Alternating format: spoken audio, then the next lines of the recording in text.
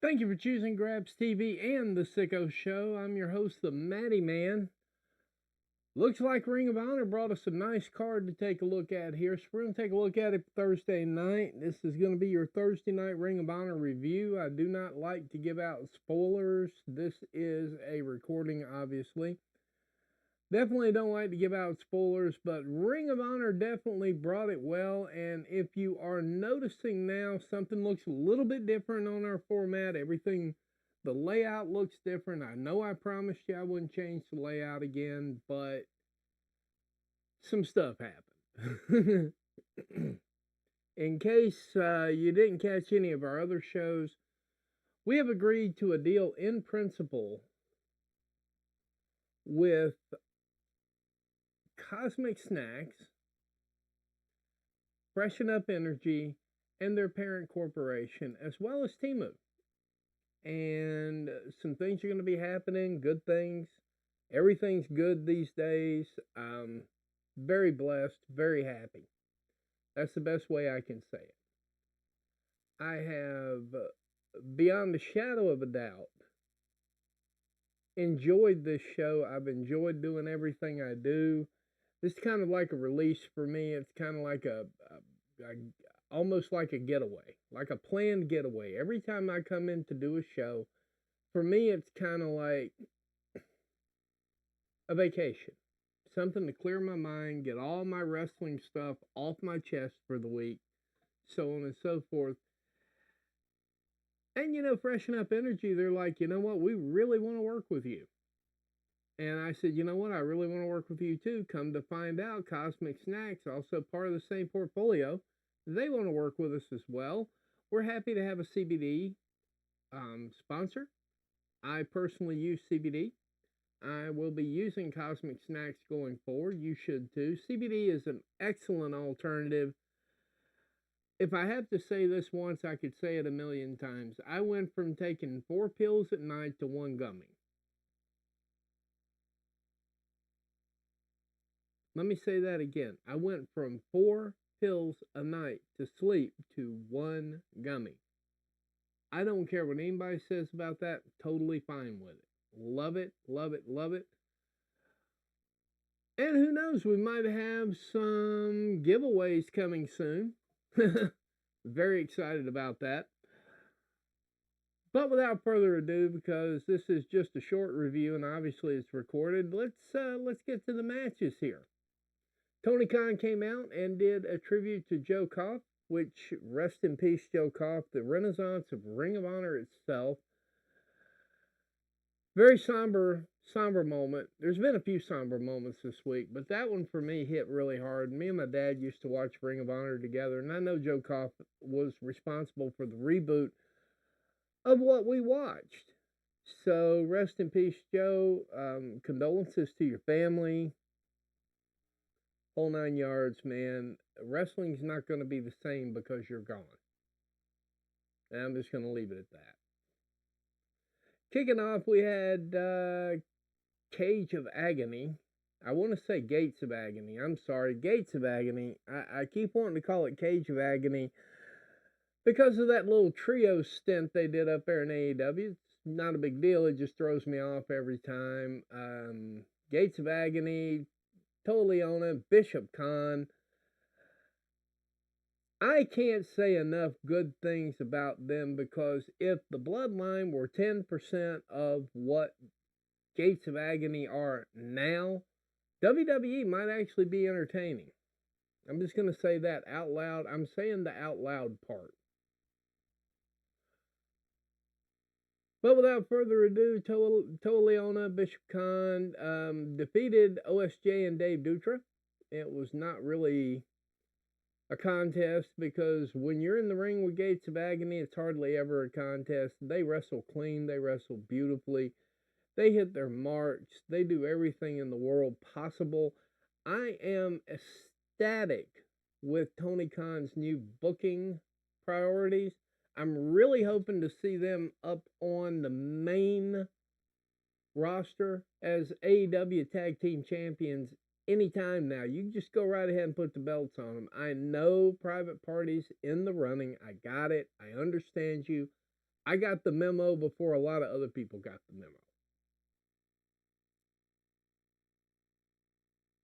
But that, regardless, Gates of Agony are a real threat. Bishop Kaun, real threat to any title. Toa Liona, real threat to any singles title.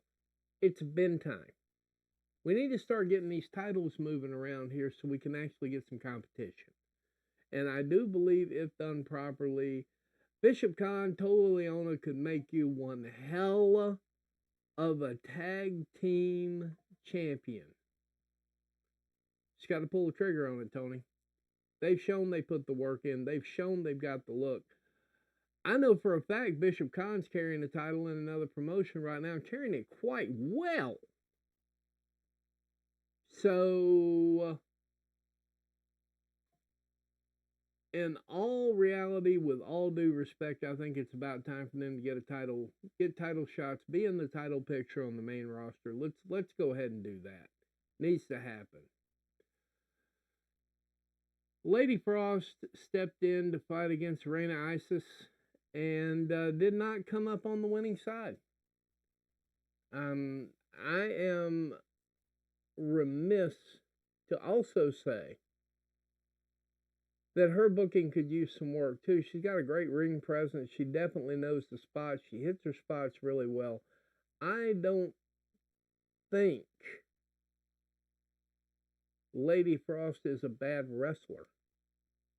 So there's something to consider there as well. Just saying. But Lady Frost falls to Reyna Isis. And, it was a reasonable match, so on and so forth. It was a very, very, very high level match. And it's about time Lady Frost starts racking up those W's. She's racked up enough L's. Come on, Tony, let's get it right on this one. Rocky Romero defeated Brandon Cutler.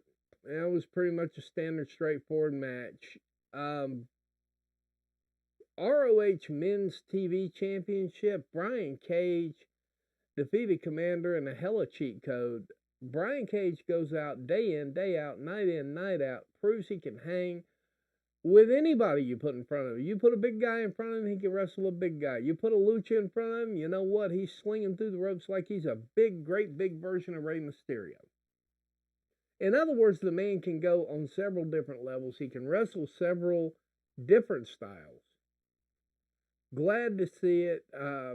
Brian Cage defeated Komander. Cheat code of a match. Cheat code, cheat code, cheat code, cheat code. I like the stump for the wrestlers I think really deserve main event pushes and so on and so forth, or at least top mid-card pushes.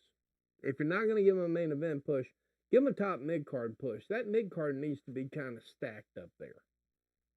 There needs to be a lot of people around every title. No title should be safe. That's something that's missing in both basically all the major promotions.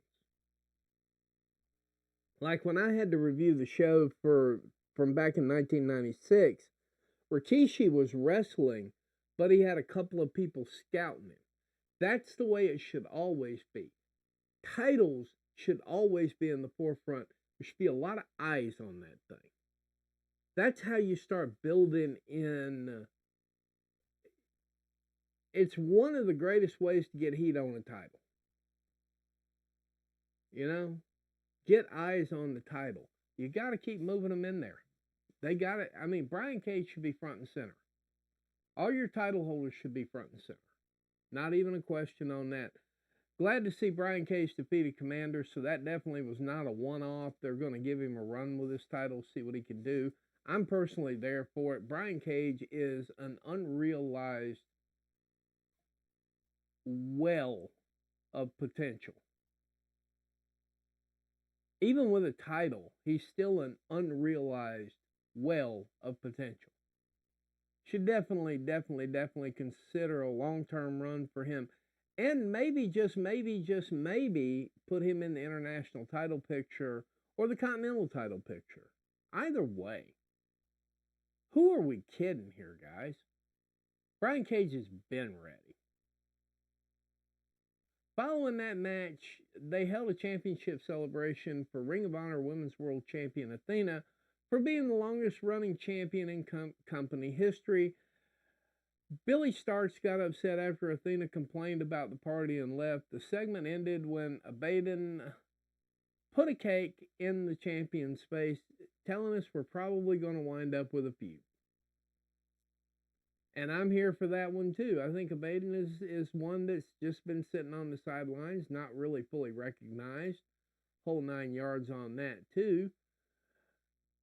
Reality is, Ring of Honor is a great testing area for some of Tony Khan's ideas.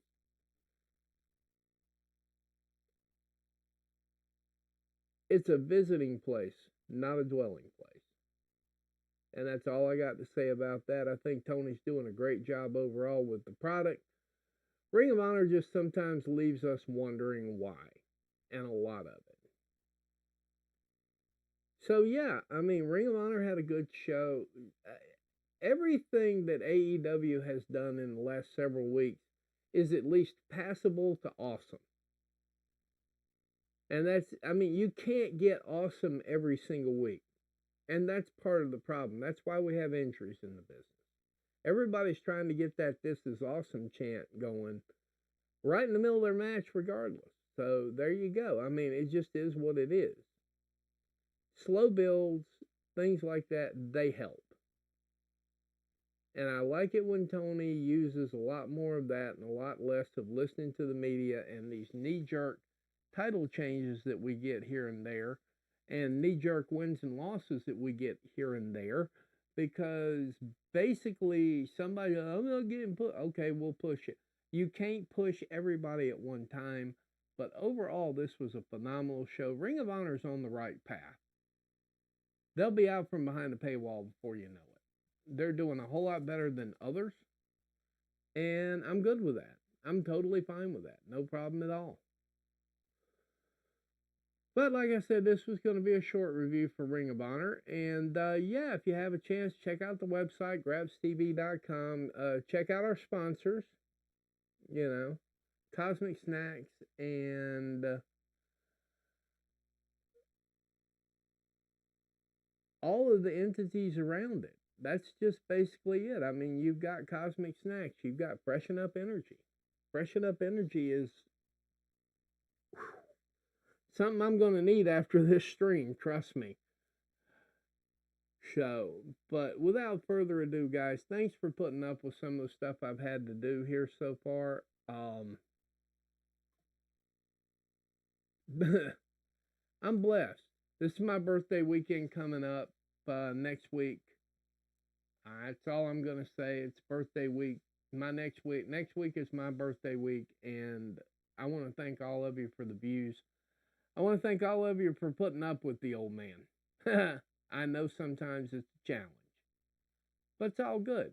That's why we're all wrestling fans. So, until the next time, thank you for everything you're doing. I'm going to keep doing what I'm doing, and good night, America, wherever you are.